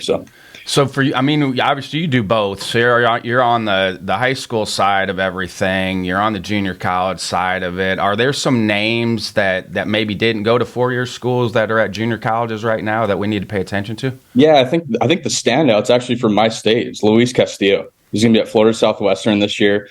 Never committed to a four-year college. I think it was more like draft or JUCO. I think this was the plan all along for him and his family. It's huge power, big arm in the outfield. I mean, he was good enough to go to PG National 2 years ago now. So he was definitely a standout that we had our eyes on early. Well, what sticks out to you about PG National? That was always one of my favorite things I ever went to. I mean, I think it's really one of the cornerstone events of amateur baseball.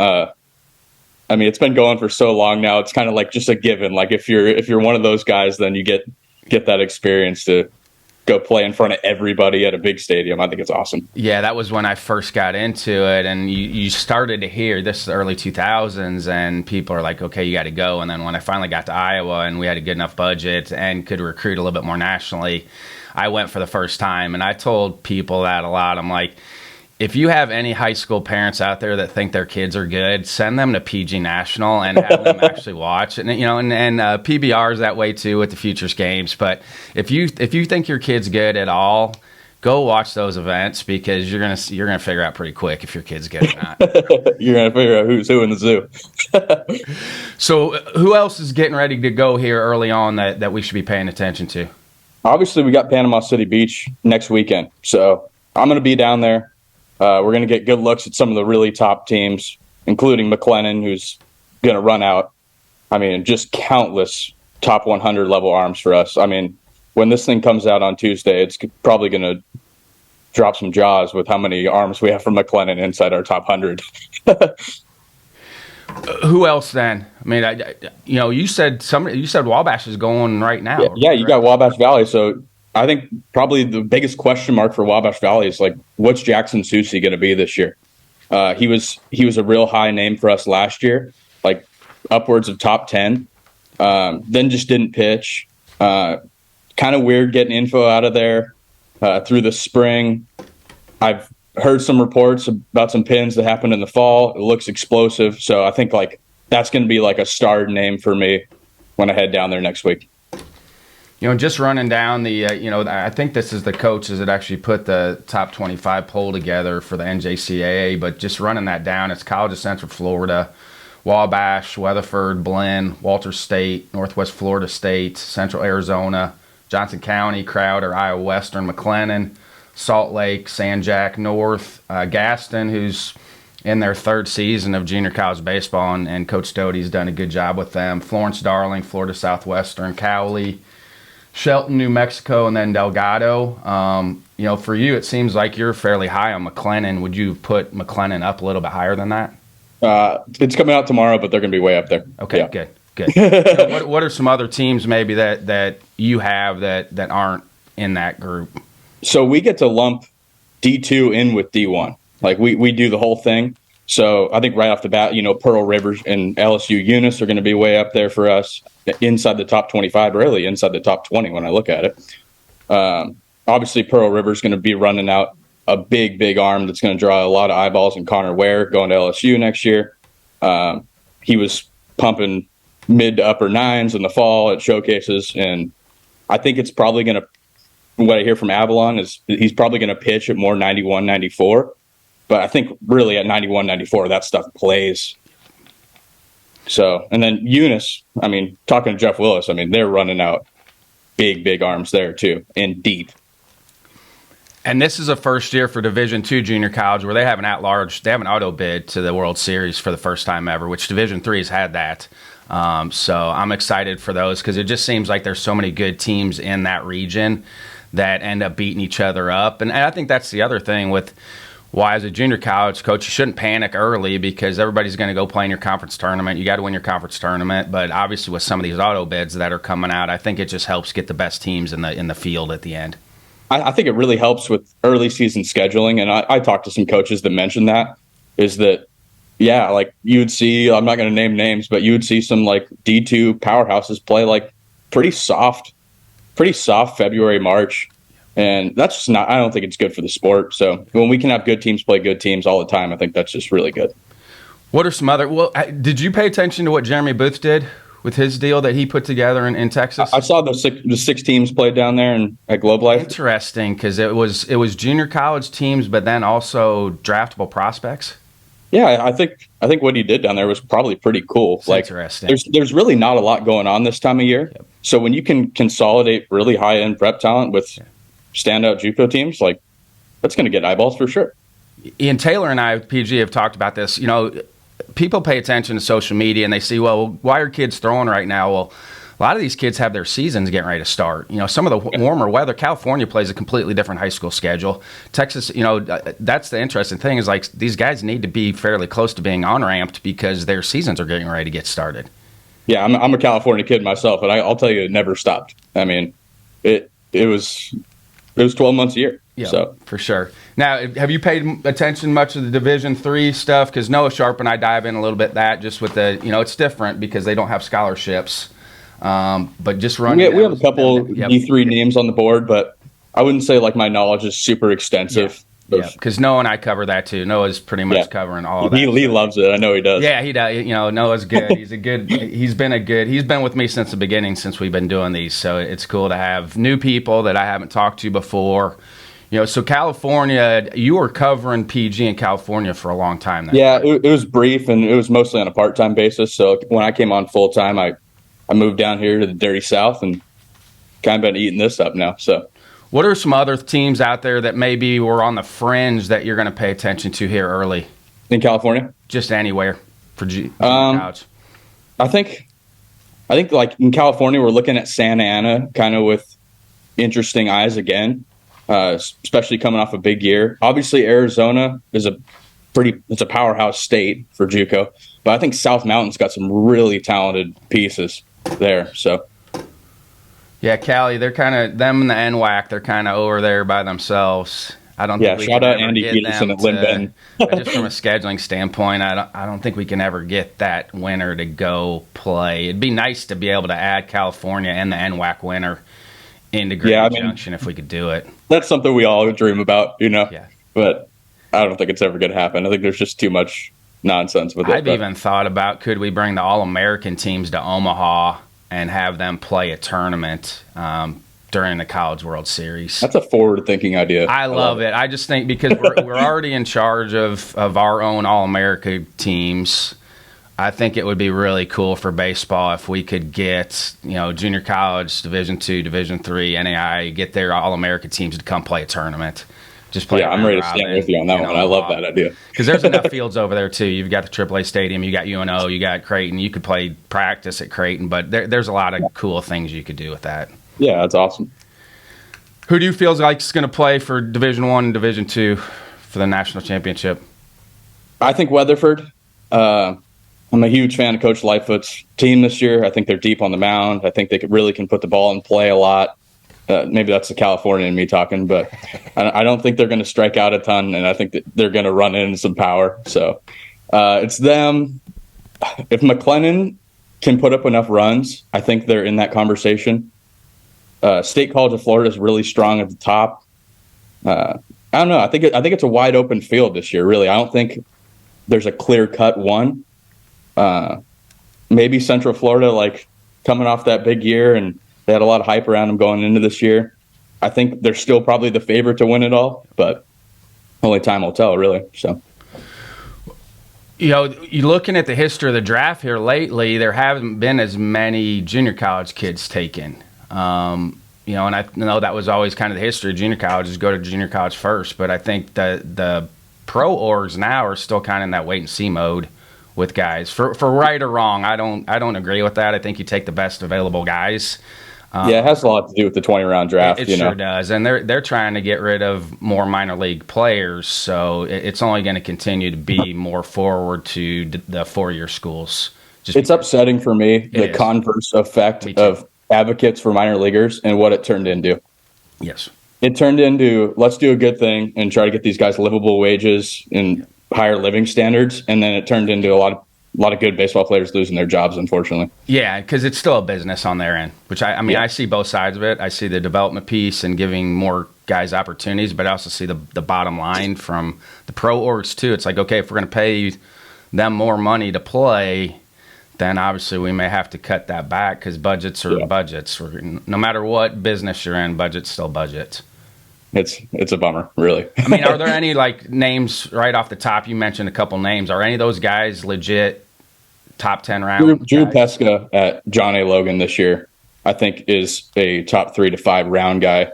It could be 95, 99 with real spin, and everything I've heard from Kyle there is he's commanding it, not just kind of locating it and controlling it around the zone. I think he's really driving the glove there. So like him, Gavin Jones is a 2-way at McLennan, pretty highly touted prospect. He's probably going to debut at number 2 for us behind Petska. And then you have Brandon Arvidsson at Sanjak, who had his first start yesterday. It looked every bit of what we thought it was going to be. And then Tanner Reeves, infielder from Berlin, going to LSU as well. So, what about guys that moved on that are 4-year schools right now? Because we'll do the Division I preview the week after this comes out. Are there any guys that moved on from junior college baseball to Division I that people need to pay attention to? There was a lot of names last year. Our top 2 guys are Christian Opor, obviously got drafted to the White Sox pretty early, and so did Kyle Carr.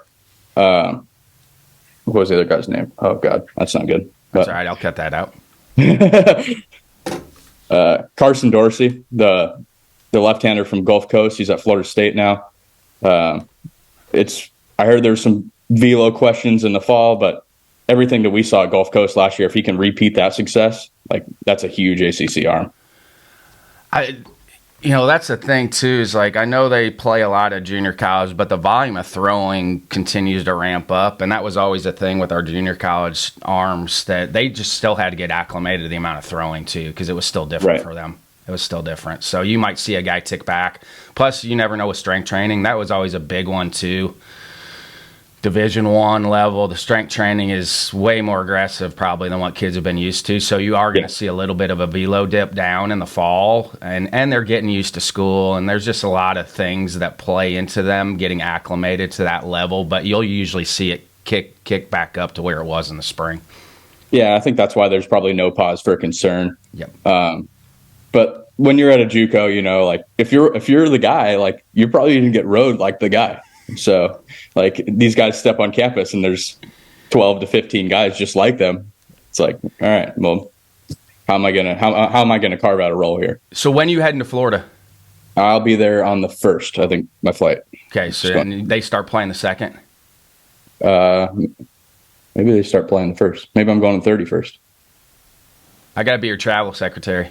I know. I'll have to look. So how many teams total are I'll be there for game 1. How many teams total are there? I think there's 16. That's right. I thought it was 16. So you're going to get a good look at here early as far as... Yeah, I'm really pumped. And we have another guy on the JUCO staff that's headed down there with me. So I know I know we're really excited after all this work we put in to go down there and actually watch some ball and get off the back end here. Do they have 2 sites going on? Is that how they work it? They have like a quad at Okay, the so it's quad. So it's similar to what you'd see at a PG setup. Correct. With the quad, which is good. It's good for everyone. Yeah, and now you have Pearl River going, so like there's a D2 team getting some early strength of schedule stuff going on. So like I'm really excited about to see them. Michael Gupton's at Gulf Coast now. I don't know if you remember that name, but he set like records for a 60-yard dash to the point where it was like people were questioning whether it was real or not. Obviously, it was real. That goes without saying. He ran it twice, actually, but that's real speed. Any other storylines that people need to pay attention to? I don't think like there's really a storyline, but there is like a lot of good talent where it's like these are draft guys and there's no other baseball going on this weekend. So these are really big looks for a lot of these kids. Yeah, love it. I love our junior college coaches. Shout out to our junior college coaches at all of our There's levels. so many good ones out there. They have been some of my favorites for a long time, and we got some lifers there too. I mean, and guys that probably could have moved on to Division I schools, but have opted to stay in just because they've found their niche. And you know, honestly, a lot of them price themselves out. Like we, JR in our office, Jim Richardson, he sent out a survey. They're and so it came back with salaries for junior college coaches. There's some junior college coaches making a lot of money out there. Are. Now, some aren't, but especially out in California, because those guys teach still. Right. That's the thing. Yeah, that's a big part with the California salaries is they have to teach. So, that's a big part of it for them. I know there was a lot of high school coaches making over $100,000 when I played. So, yep, for sure. Pretty solid stuff. What are some final thoughts before I let you go? Take a look at some of these maybe like not top 10 schools with really high end talent. There's a switch hitter from Coach East from France, Matisse Morant, that could really turn some heads. He's committed to Arizona after this year, but switch hitting middle infielder, pretty liable to get popped.